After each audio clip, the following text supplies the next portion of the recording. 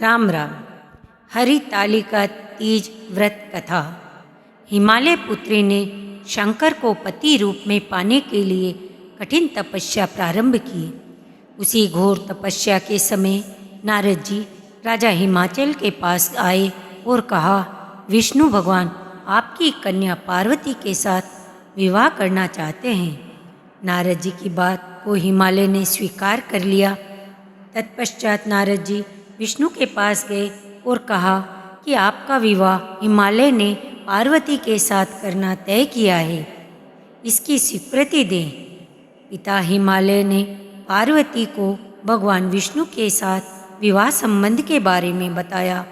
तब पार्वती को सुनकर बहुत दुख हुआ और एक सखी से बोली कि मैं इधर भगवान शंकर के साथ विवाह करने के लिए कठोर तपस्या कर रही हूँ, उधर हमारे पिताजी विष्णु भगवान के साथ मेरा संबंध करना चाहते हैं। यदि तुम मेरी सहायता कर सको तो बोलो, अन्यथा मैं प्राण त्याग दूंगी। सखी ने सांत्वना देते हुए कहा कि मैं तुम्हें ऐसे वन में ले चलूँगी कि तुम्हारे पिता को पता न चलेगा। इधर पार्वती सखी के साथ घने जंगल में चली गई।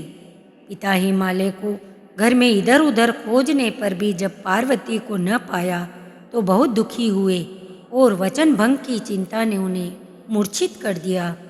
तब सभी लोग पार्वती की खोज में लग गए। उधर सखी सहित पार्वती एक गुफा में शंकर के नाम की तपस्या करने लगी। भाद्रपद शुक्ल तृतीया को उपवास रखकर पार्वती ने शिवलिंग स्थापित करके पूजन तथा रात्रि में जागरण किया। पार्वती के इस कठिन तप से शंकर भगवान को आना पड़ा तथा पार्वती की मांग तथा और इच्छा के अनुसार उन्हें अर्धांगिनी रूप में स्वीकार करना पड़ा। तत्पश्चात शंकर तुरंत कैलाश पर्वत पर चले गए। प्रातः बेला में जब पार्वती पूजन सामग्री नदी में छोड़ रही थी तो हिमालय राजा उस स्थान पर पहुंच गए। वे पार्वती को देखकर रोते हुए पूछने लगे, बेटी तुम यहाँ कैसे आ गई? तब पार्वती ने विवाह वाली प्रतिज्ञा सुना दी। पार्वती की इच्छा पूर्ति करने हेतु उन्होंने शास्त्र विधि से पार्वती का विवाह शिव के साथ कर दिया। सखी द्वारा हरि जाने पर इसका नाम हरितालिका पड़ गया।